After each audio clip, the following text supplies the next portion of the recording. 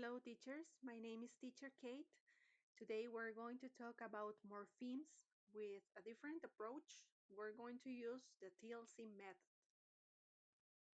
Communicative language teaching is an approach that emphasizes interaction as both the means and the ultimate goal of study. Language learners in environments utilizing CLT techniques learn and practice the target language through interaction with one another and the instructor.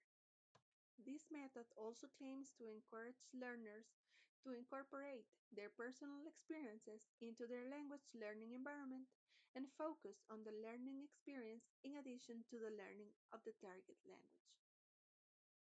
The teacher is a facilitator rather than an instructor.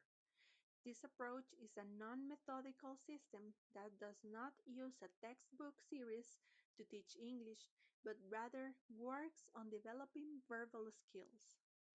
And now we're going to analyze some classroom activities. Oral activities are popular among CLT teachers as opposed to grammar drills. Activities vary based on the level of language class they are being used in. They promote collaboration, fluency, and comfort. Now we're going to see some activities that are commonly used in CLT classrooms. The role play is an oral activity usually done in pairs, whose main goal is to develop students' communicative abilities in a certain setting. This activity gives students the chance to improve their communication skills in a low-pressure situation. Most students are more comfortable speaking in pairs. This activity, rather since it is highly structured, allows for the instructor to more closely monitor students' responses. We can use this activity to one specific aspect of grammar or vocabulary while still being a primarily communicative activity and giving the students communicative benefits. The group work. Students are asked to focus on one piece of information only, which increases their comprehension of that information. Students can feel overwhelmed in language classes, but this activity can take away from that feeling.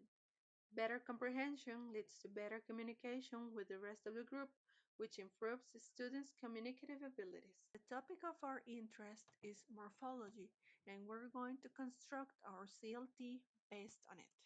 First, we have to choose a strategy. In this case, we chose group work.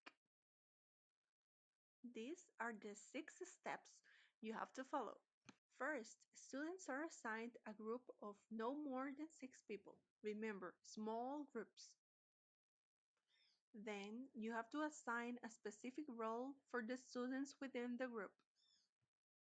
For example, and this is based on their individual skills, one can be in charge of looking up websites, another one on writing, another one in charge of the creativity part, and another one in charge of the oral presentation.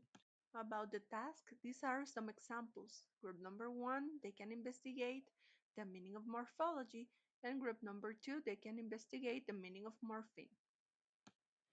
Group number 4 can explain the meaning of free and bound morphemes, and number 5 to investigate about affixes. Step 3. The instructor gives each group the same task to complete. In this case, the students have to create a small report and give an explanation to the class in a very creative way. Each member of the group takes a designated amount of time to work on the part of the task to which they are assigned. The members of the group discuss the information they have found with each other and put it all together to complete the task. The final step is the presentation. Students come to the front to talk about their topics. The instructors have to be sure to monitor that each student is contributing equally to the group effort. It takes a good instructor to design the activity well so that the students will contribute equally, so they will benefit equally from the activity. Created using Powtoon.